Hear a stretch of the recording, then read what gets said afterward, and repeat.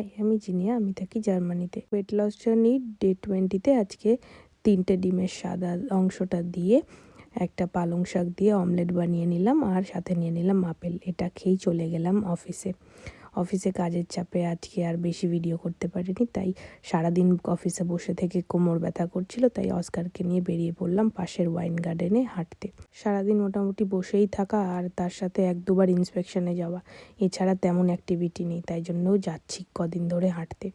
কটা জিনিসপত্র অর্ডার করেছিলাম, আজকে এসছে, কালকে আরও 2টো আসবে। এদিকে রয়েছে আমার পছন্দের জুতো এবং ঘড়ি আমার খুবই পছন্দের জিনিস। এই এয়ারফোর্স 1টা নিয়েছি, এটা অফিসে যা পরার জন্য, জানি না রাখবো কিনা, তবে দেখে পরে ভালোই লাগলো। তারপরে তাড়াতাড়ি বানাতে গেলাম রুটি। মার মতো অত সুন্দর গোল রুটি না হলেও মোটামুটি খাওয়ার মতো হচ্ছে। তার সাথে চিলি মাশরুম বানিয়ে নিলাম হেলদি করে, আমি শসা পেঁয়াজ কুচি দিয়ে খেলাম, আর অস্কারের মালিক খেলো একটা রুটি দিয়ে। ভিডিওটা ভালো লাগলে ফলো করে দিও।